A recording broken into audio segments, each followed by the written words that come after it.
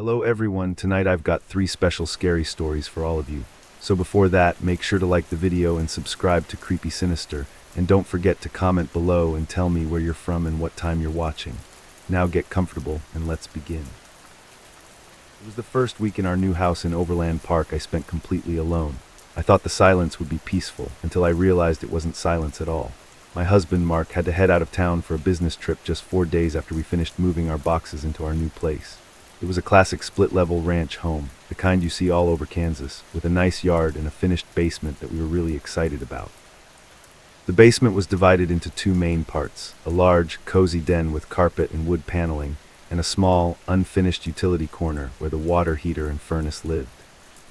Moving is always exhausting, so I was looking forward to some quiet time to just unpack at my own pace and get used to the sounds of the house.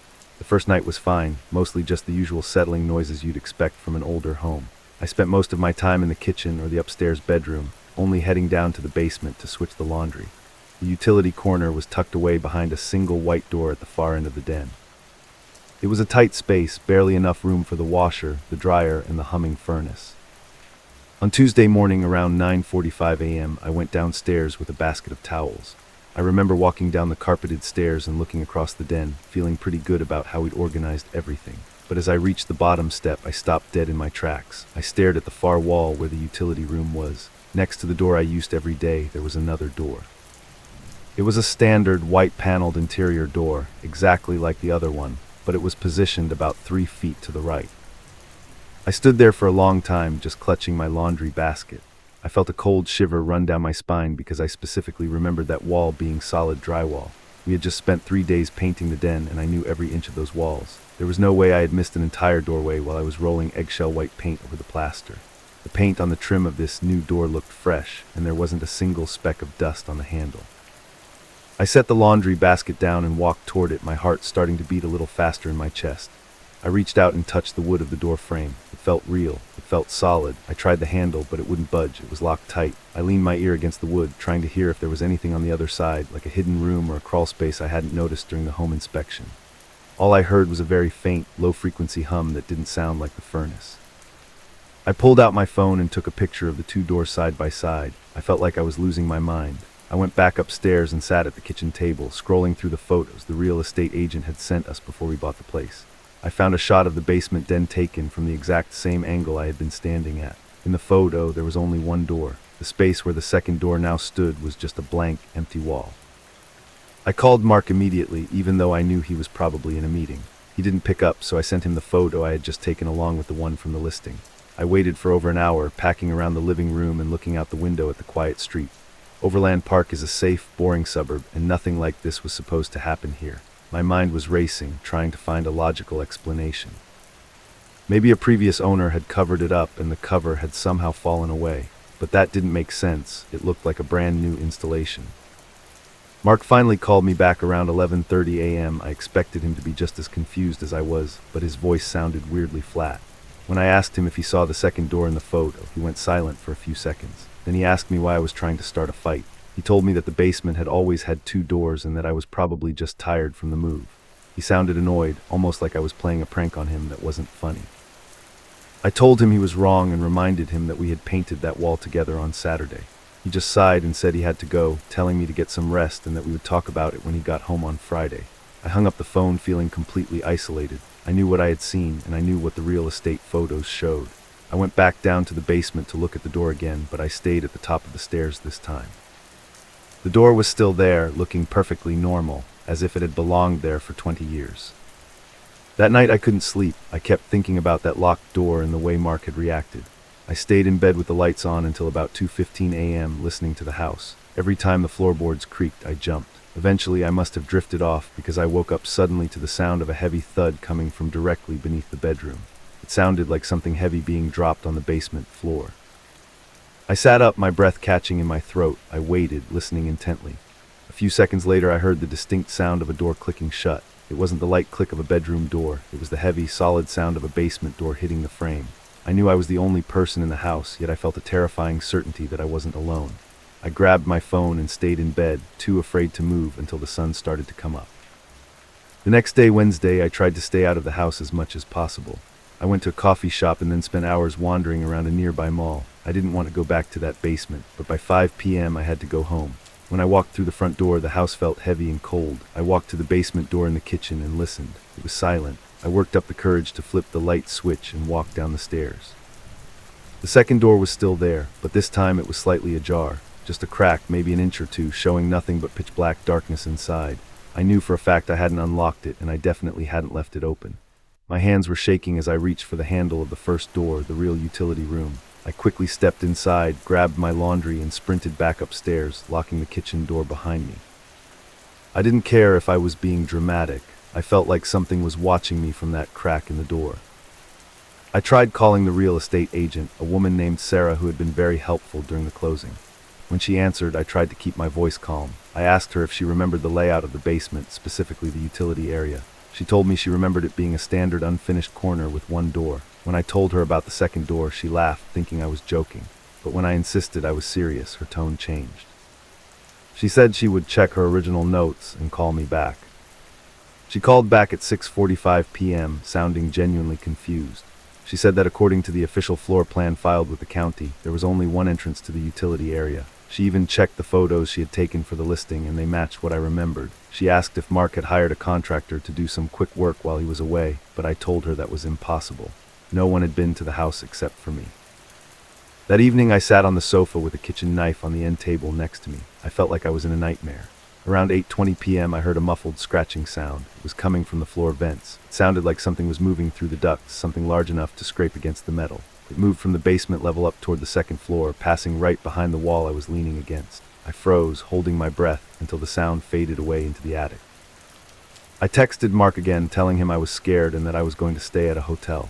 He replied almost instantly, telling me not to be ridiculous. He said I was overreacting and that I needed to stop obsessing over a door.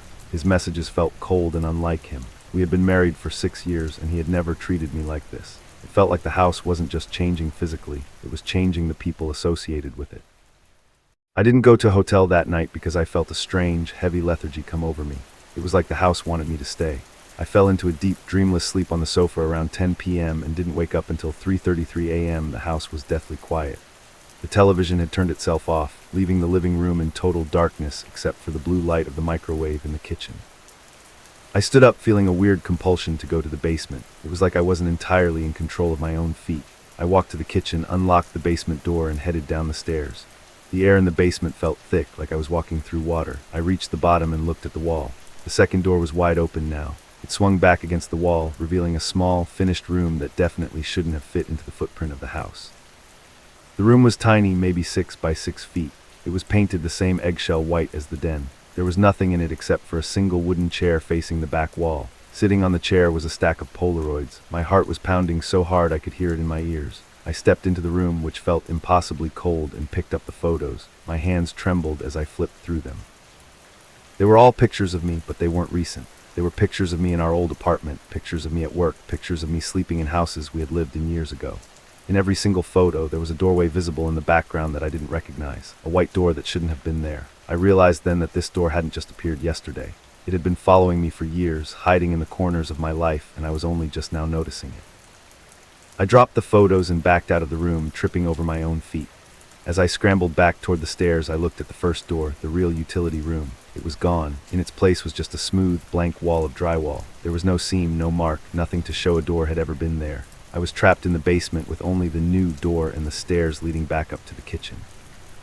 I ran upstairs and locked the door behind me, leaning my back against it. I didn't care about my clothes or my belongings anymore. I grabbed my car keys and my purse from the counter and ran out to my SUV. I drove to a 24-hour diner about 10 miles away and sat in a booth until the sun came up. I tried calling Mark dozens of times, but every call went straight to voicemail.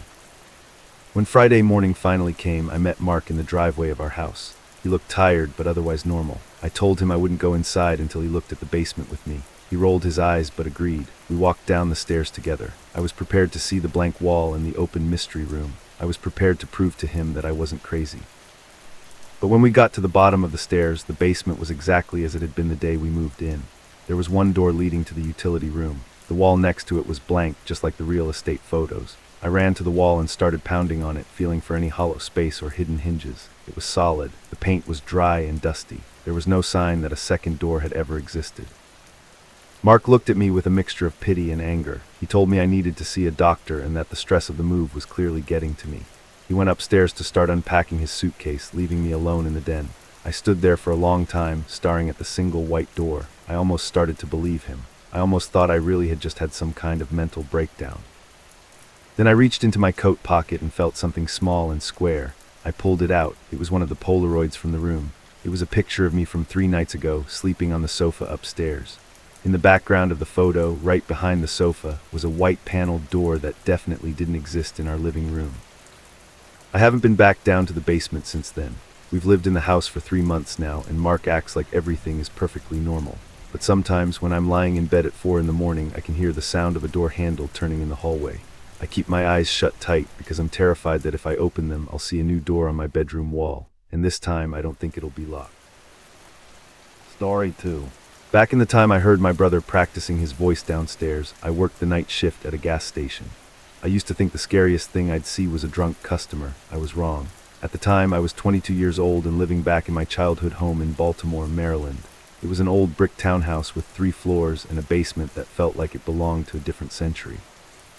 My mom had recently left for a 2-week vacation to visit family in Florida, leaving me to house sit and take care of our aging golden retriever, Buster.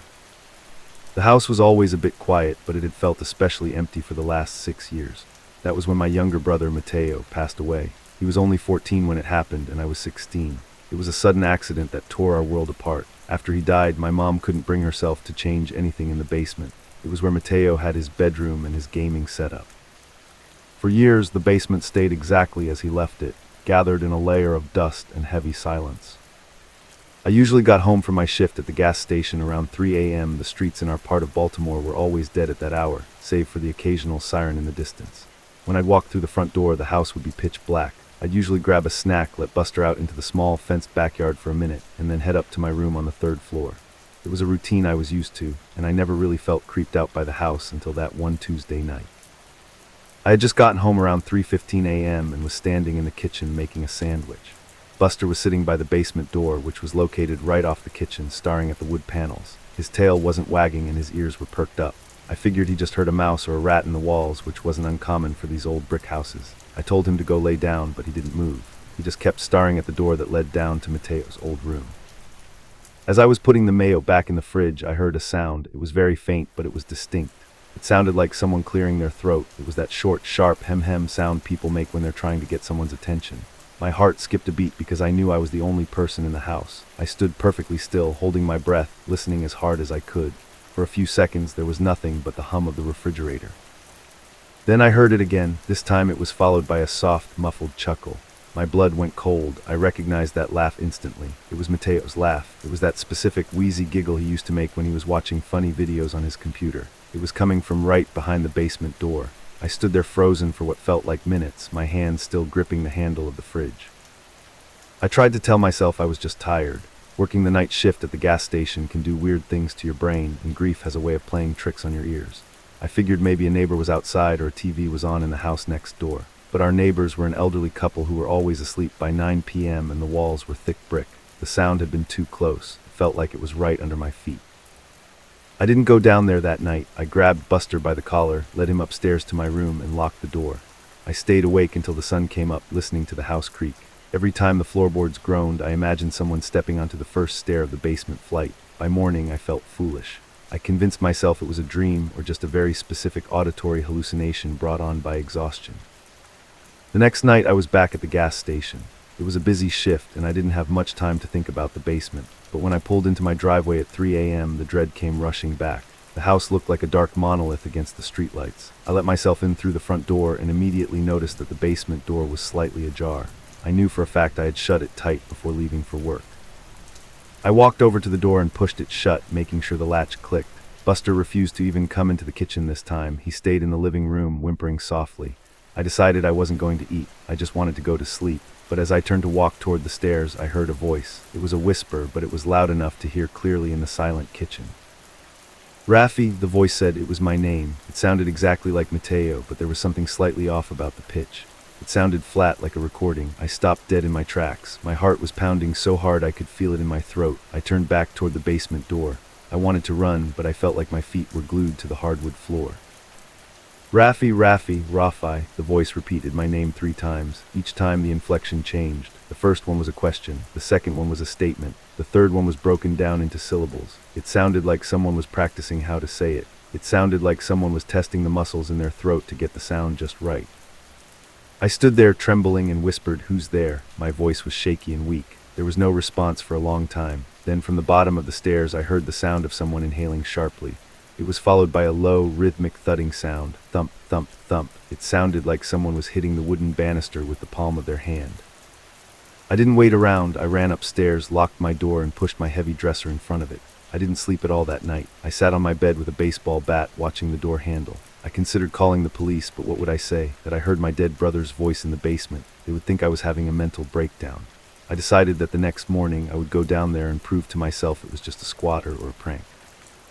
The sun rose around 6:45 a.m. I waited until the house was filled with natural light before I moved the dresser. I felt a bit braver in the daylight. I grabbed a heavy flashlight and walked down to the kitchen. The basement door was still shut. I grabbed the handle, took a deep breath, and swung it open.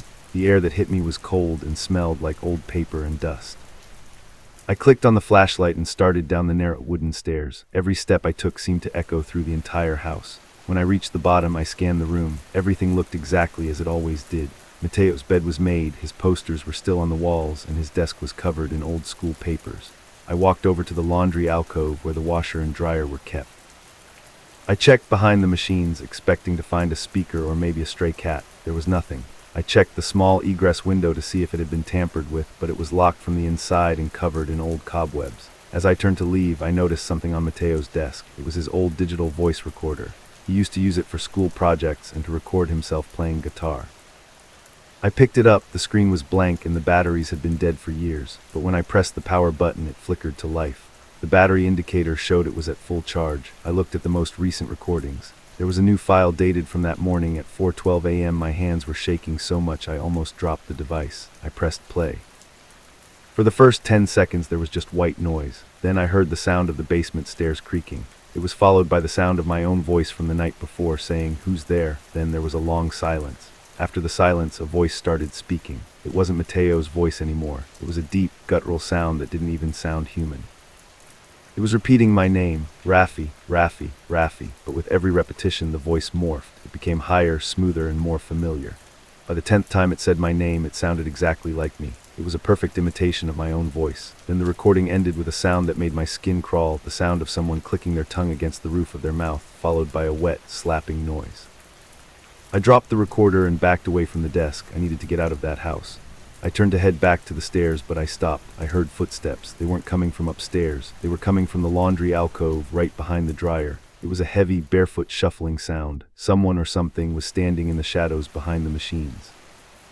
Rafi, a voice said. It came from the alcove. It sounded exactly like me. It was my tone, my accent, my exact inflection.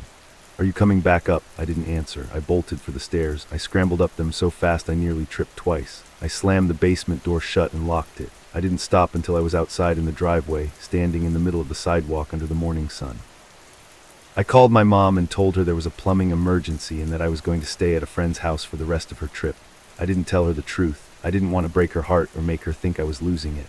I went back only once during the day to grab Buster and some clothes. I didn't go near the kitchen. I stayed by the front door and whistled for the dog. When Buster ran to me, he looked terrified. He had a scratch on his flank that hadn't been there before. It wasn't deep, but it looked like it had been made by something with very long, thin fingers. We left and stayed with my friend Mike for the next 10 days. I tried to forget about the recording and the voice, but it haunted me every time I closed my eyes. When my mom finally got back, I went over to help her with her bags. I felt a sense of dread as I walked up the front steps. Everything seemed normal. My mom was happy and refreshed. She went into the kitchen to put on some tea while I brought her suitcase upstairs. As I passed the basement door, I noticed it was wide open. I felt a chill run down my spine. "Mom, did you open the basement?" I called out. She walked out of the kitchen looking confused. "No, honey," she said. "I haven't even been back there yet." "Why?" I told her I must have left it open when I was checking the pipes. I walked over and shut it, but I noticed something on the floor right by the threshold. It was a small tuft of black hair that didn't belong to Buster. That night my mom called me. I was back at my own apartment across town. She sounded upset. She told me she was hearing things in the house. She said it sounded like Mateo was downstairs calling her name. She said it was so realistic that she almost went down there to check. I told her to lock her bedroom door and that I would be right over. By the time I got to the house, it was 11:45 p.m. My mom was waiting for me on the porch, wrapped in a blanket. She was crying. She said the voice had changed. It had started out sounding like Mateo, but then it started sounding like me. And then, she said, it started sounding like her own mother, who had been dead for 20 years. We stayed at a hotel that night. The next day, I hired a private investigator to sweep the house for hidden cameras or speakers. He found nothing. No signs of a break-in, no squatters, no electronic devices. The basement was completely empty, except for Mateo's old things. However, he did find one thing that he couldn't explain. In the laundry alcove behind the dryer, there was a small hole in the floorboards. It looked like someone had pried them up from underneath. The investigator shone a light down into the hole, but it just led into a dark, narrow crawl space that ran beneath the entire foundation of the townhouse row. He said it looked like something had been living down there for a long time. My mom ended up selling the house a month later. She couldn't handle the memories, and she couldn't handle the noises that never truly stopped. She moved into a small condo in a different part of the city. I thought the nightmare was over once the house was sold. I thought whatever was in that crawl space would stay with the brick walls and the old basement. But last night I was at my new apartment. I was getting ready for bed around 2:15 a.m. I live alone now, and the building is very quiet. As I was brushing my teeth, I heard a sound from the hallway. It was a faint, muffled chuckle. My heart stopped. I stood perfectly still, the toothbrush still in my mouth. Then a voice whispered from right outside my bathroom door. "Rafi, are you coming back up?" It was my voice. It was perfect. But this time I could hear the sound of someone clicking their tongue against the roof of their mouth right after it spoke. It's been 3 hours, and I'm still sitting in the bathroom with the door locked. I can hear something heavy shuffling back and forth in my living room, practicing my mother's voice. Story 3. This happened during the first winter I lived in my own place in St. Paul. Everyone was afraid of what was outside, dealing with the record-breaking snow and the sub-zero temperatures, but my fear came from inside my own house. I had just graduated and was looking for anything affordable, which is a tall order in a decent part of the city. When I found a ground floor unit in a converted duplex for $800 a month, I thought I'd hit the jackpot. The listing described it as recently renovated and full of character, which usually means it's old but has a new coat of paint. The landlord, a guy named Mr. Henderson, seemed nice enough but a bit rushed when he showed me the place. He spent a lot of time pointing out the new vinyl flooring and the stainless steel appliances in the kitchen. I noticed a heavy wooden door in the hallway right next to the bathroom that had 3 different deadbolts on it. When I asked if that was a closet, he just shook his head and said it was the access to the basement and that it was off limits for storage. He claimed the foundation was still settling and it wasn't safe for tenants, so he kept it locked. I didn't think much of it at the time because the rest of the apartment looked great for the price. I signed the lease that afternoon and moved in on a Friday in early November. For the first few weeks, everything was fine and I actually really enjoyed the space. St. Paul winters are brutal, and the apartment stayed surprisingly warm despite being so close to the ground. However, I did start to notice a very specific smell coming from that locked basement door whenever the furnace kicked on. It wasn't a gas smell or anything dangerous, just a heavy, damp, and slightly sweet scent that reminded me of old dirt. Around 10:30 p.m. on a Tuesday, I was sitting in my living room when I heard the first sound. It was a dull, rhythmic thudding coming from directly beneath my feet. It wasn't the sound of the house settling or the pipes banging, which I was already used to. This sounded like someone was taking a heavy object and slowly hitting the floor joists from underneath. I froze, turning down the volume on my TV to listen more closely. The thudding stopped for about a minute, then started again, moving from the living room area toward the kitchen. I tried to tell myself it was just the sump pump or maybe a stray animal that had gotten into the crawl space, but the rhythm was too deliberate, almost like someone was searching for something. The next morning, I called Mr. Henderson to mention the noise and the smell. He sounded incredibly annoyed that I was calling him at 8 a.m. and told me that the renovations included some work on the foundation and the sump pump was probably just vibrating. He told me to stop worrying and that he'd come by to check the basement in a few weeks when he was back in town. That Saturday, the curiosity finally got the better of me. I'm not usually the type to poke around where I'm not supposed to, but the thudding had continued every night around the same time. I went to the hallway and looked at the basement door. To my surprise, the middle deadbolt wasn't fully engaged, likely because the house had shifted in the cold. I went to my toolbox, grabbed a simple screwdriver, and within 10 minutes I had managed to bypass the other 2 locks. I felt a massive wave of guilt, but the need to know what was under my bed was stronger than my respect for the lease. When I opened the door, that sweet, damp smell hit me like a wall. I flicked on my flashlight and headed down the narrow, creaky wooden stairs. The basement was exactly what you'd expect from an old Minnesota home: low ceilings, exposed wooden joists, and a cold, cracked concrete floor. In the center of the room was a large sump pump pit that was gurgling quietly. But as I panned my light around the perimeter, I saw something that made my heart drop. The foundation was made of old limestone, but on the far wall there was a neat rectangle of much newer brick. It was about 5 feet wide and 4 feet tall, standing out clearly against the gray stone around it. It looked like someone had sealed up a window from the inside, which made no sense. Why would you brick over a window instead of just boarding it up? I walked over to it and ran my hand along the mortar. It was clean, professionally done, and looked like it had been there for only a few months. As I stood there, I noticed something else. There were several small, dark stains on the concrete floor, right in front of the bricked-over section. I knelt down to get a better look and realized the stains were dried splashes of what looked like dark red paint or maybe even old oil. But as I leaned closer, I heard it again. A faint, muffled scratching sound was coming from directly behind the bricks. My breath hitched in my throat as I realized I wasn't hearing something in the basement with me. I was hearing something trapped inside the wall. I stood up quickly, my flashlight shaking in my hand, and backed away toward the stairs.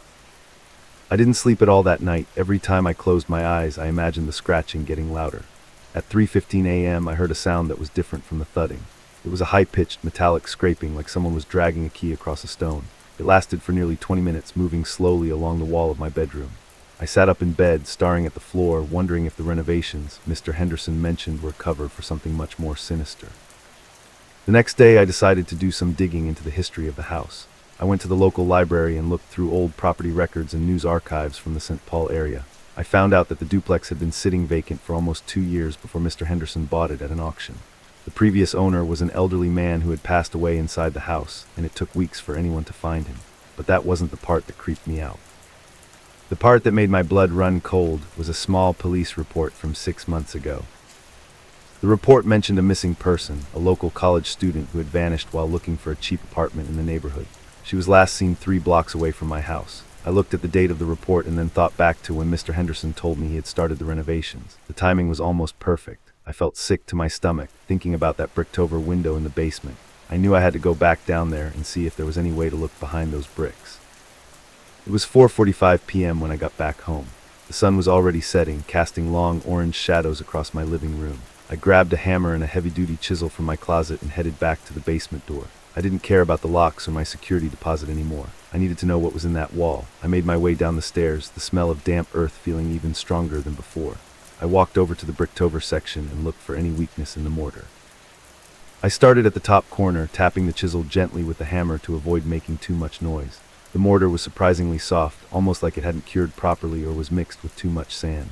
After a few minutes of steady work, I managed to pry one of the bricks loose. I pulled it out and set it on the floor, my hands trembling. I held my flashlight up to the small hole I had created and peered inside. At first, I couldn't see anything but darkness. But then, as I adjusted the angle of the light, I saw something that made me scream. Tucked into the small cavity between the exterior foundation and the interior brick wall was a collection of personal items. There was a pink backpack, a pair of worn-out sneakers, and a cell phone with a cracked screen. But deeper in the shadows, I saw the source of the smell. It wasn't a body, at least, not a whole one. It was a series of plastic containers, the kind you use for leftovers, all sealed with duct tape. There were dozens of them, stacked neatly like a morbid pantry. I didn't want to know what was inside them. Just as I was about to turn and run, I heard the heavy wooden door at the top of the stairs creak open. I froze, my heart hammering against my ribs. I hadn't heard anyone come into the house. T. Nguyen, a voice called out. It was Mr. Henderson. His voice was calm, but there was an edge to it that hadn't been there before. I told you that basement wasn't safe. I saw the door was open from the street. Why are you down here? I didn't answer. I just stood there in the dark, my flashlight beam reflecting off the pile of bricks. I heard his footsteps on the wooden stairs, slow, deliberate, and heavy. He wasn't rushing. He knew I was trapped. I looked around the basement for any other exit, but the only windows were small, narrow glass blocks near the ceiling that I'd never be able to fit through. I tucked the hammer into my belt and gripped the chisel tight. As he reached the bottom of the stairs, he flicked on the overhead light, which was just a single dim bulb hanging from a wire. He was wearing a heavy winter coat and holding a roll of duct tape and a trowel. "You really shouldn't have looked," he said, stepping toward me. He didn't look angry. He looked disappointed, like a teacher catching a student cheating on a test. The renovations were almost done. I was going to seal the rest of it up this weekend. I backed away, keeping the sump pump pit between us. I asked him what was in the containers, but he just smiled a thin, lifeless smile. He told me that some things are better left buried and that I was lucky I hadn't opened them yet. I realized then that he wasn't planning on letting me leave. He started to move around the pit, trying to corner me against the far wall where the bricks were. I knew I had to make a move now or I'd end up as part of his renovations. I waited until he was mid-stride, then I lunged forward, not toward him, but toward the stairs. I swung the hammer as hard as I could at his shins, catching him right on the bone. He let out a sharp grunt of pain and stumbled, falling to one knee. I didn't look back. I sprinted up the stairs, my lungs burning from the cold basement air. I burst through the hallway door, ran out the front of the house, and didn't stop until I reached the gas station 3 blocks away.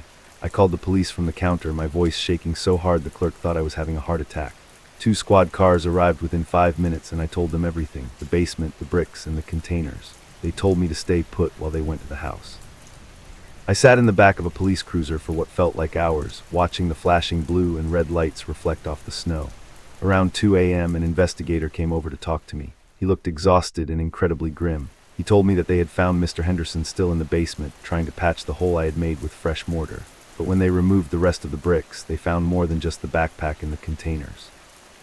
They found a small crawl space that had been carved out behind the foundation wall. The investigator wouldn't give me all the details, but he mentioned that the scratching I heard was likely real. They found evidence that someone had been kept alive in that tiny, dark space for weeks after they were reported missing. The containers didn't hold what I thought they did. They were filled with souvenirs from other people who had rented from him over the years. Mr. Henderson had been a landlord in 3 different states, and the police were already contacting departments in those areas to look for similar renovations in his old properties. I moved out the very next day. I didn't even pack most of my stuff. I just grabbed my clothes and my laptop and left. I stayed with a friend for a month before I could find a new place. I eventually heard that Mr. Henderson was charged with multiple counts of kidnapping and first-degree murder after they found remains under the concrete floor of another unit he owned in Minneapolis. The duplex in St. Paul was boarded up and eventually demolished by the city because the structural damage he'd done to the foundation made it uninhabitable. Even now, years later, I still have trouble with certain sounds. Whenever I hear a furnace kick on or a rhythmic thumping in a house, I feel that same cold dread wash over me. I live in a modern apartment complex now, on the 4th floor, as far away from the ground as I can get. But sometimes in the middle of the night, I'll be lying in bed and I'll hear a faint scratching coming from inside the wall. I know it's probably just a mouse or the wind, but I can't help but think about that bricked-over window and the things Mr. Henderson wanted to keep hidden. I often think about the girl whose backpack I saw. The police told me she was one of the lucky ones who were found, though the trauma she went through is something I can't even imagine. It makes me wonder how many other renovated apartments are out there, with secrets tucked away behind fresh drywall and new bricks. If you're looking for a place to live, and the landlord seems a little too eager to show you the new appliances but avoids the basement, do yourself a favor and walk away. Some deals are cheap for a reason. The most chilling part isn't even the memory of Mr. Henderson's face or the smell of that basement. It's a small detail the police mentioned during my final interview. When they were processing the evidence, they found a notebook in Mr. Henderson's truck. On the last page, dated the day I moved in, he had written my name and my height. Underneath that, he had sketched out a diagram for a new brick wall with a small, person-sized space left right behind where my headboard would have been.